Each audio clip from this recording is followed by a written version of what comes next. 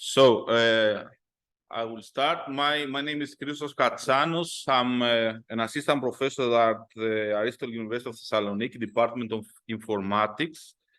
I'm here to present our work with Konstantinos Tsaktsiras, which is actually his MSc thesis, entitled ESALP 2.0 Educational System to Support Learning of Web Content Accessibility Guidelines by Greek web practitioners.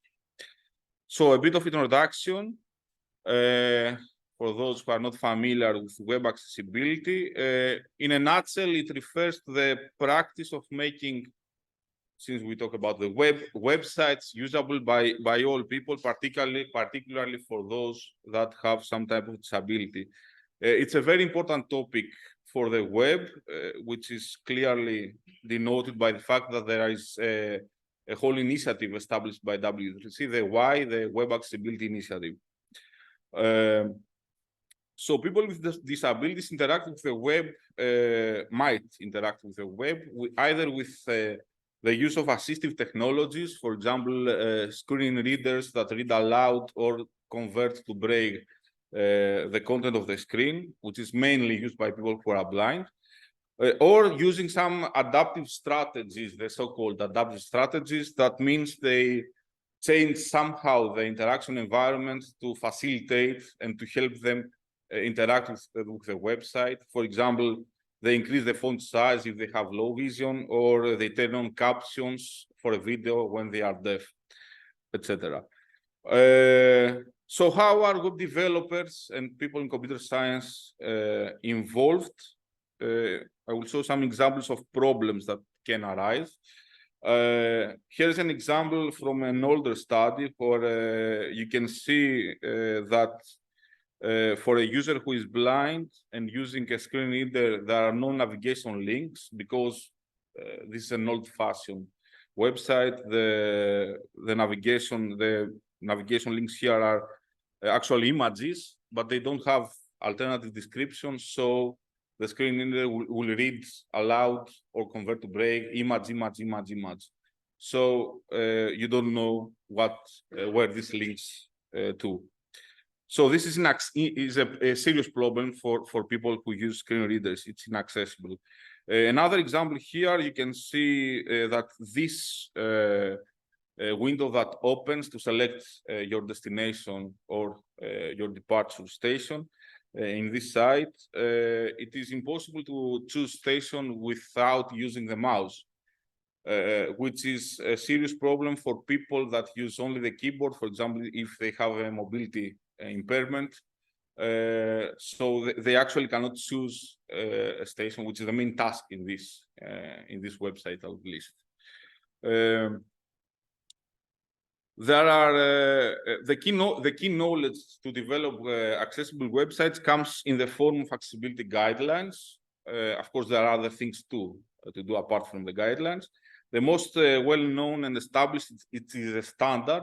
It's the WCAG, or Web Content Accessibility Guidelines, which is currently in second version. And it has a structure where we have four principles, guidelines under the principles, and success criteria, which are more specific the more we go down.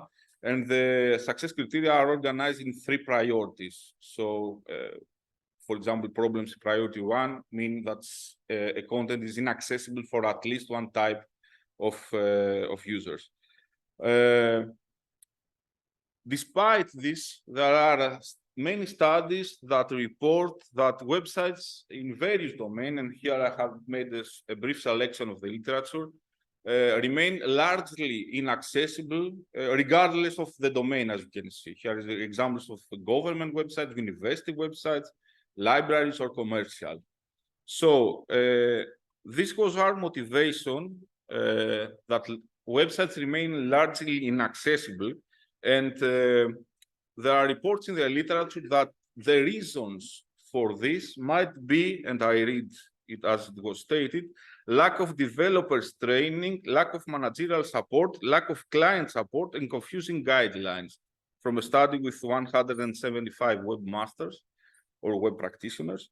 And the third bullet says more or less the same, that the guidelines are confusing and too hard to apply for a practitioner.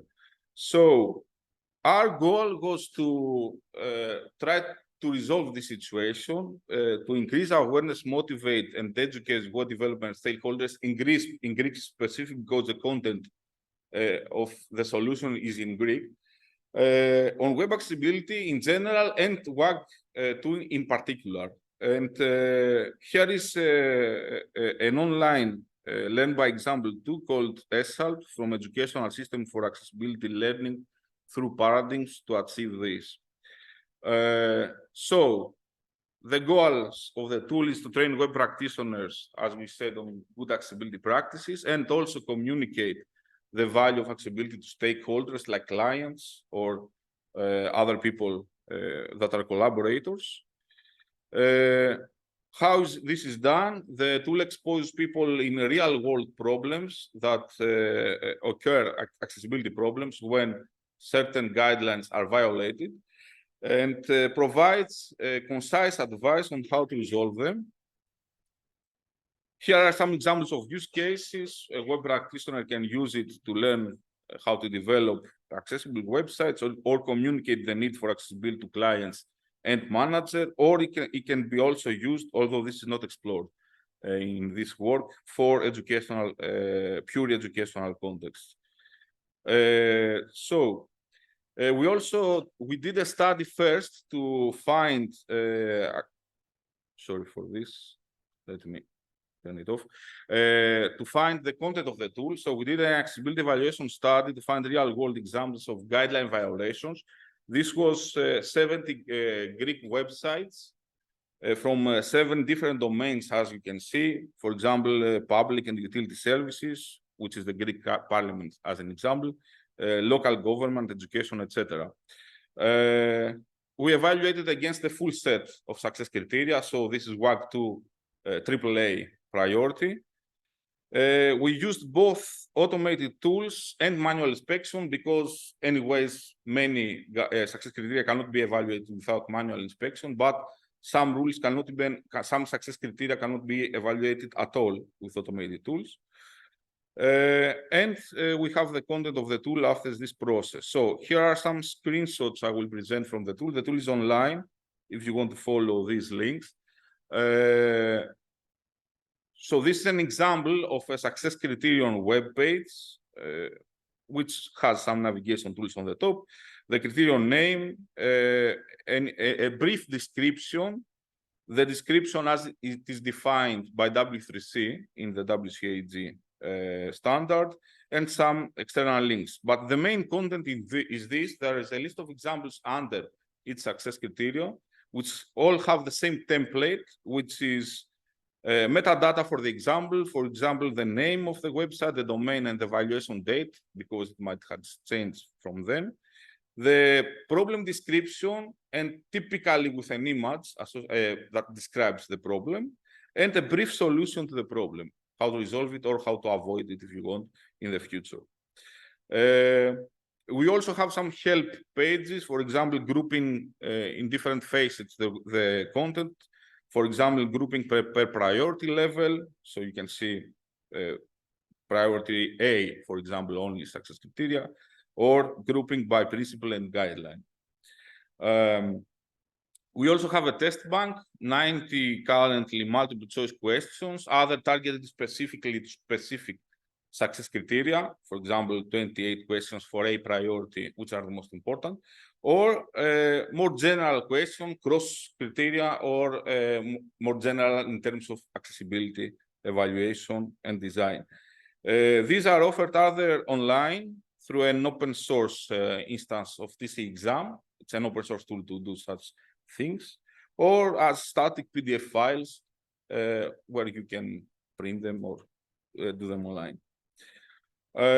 We also did an evaluation study. The goal is to investigate the usability of the tool, a formative study, 12 practitioners, which are enough for a formative context, remote user testing, the users freely interacted with the tool and answered an online questionnaire post-session, which had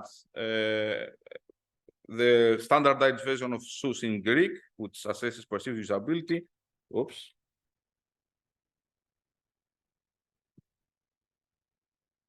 Okay. And some open-ended questions. So, in terms of quantitative results, we can see that it was okay, good to excellent perceived usability, but more interestingly, due to the formative study we did, we were interested in the qualitative aspects. You can see here the results of an inductive content analysis, some themes.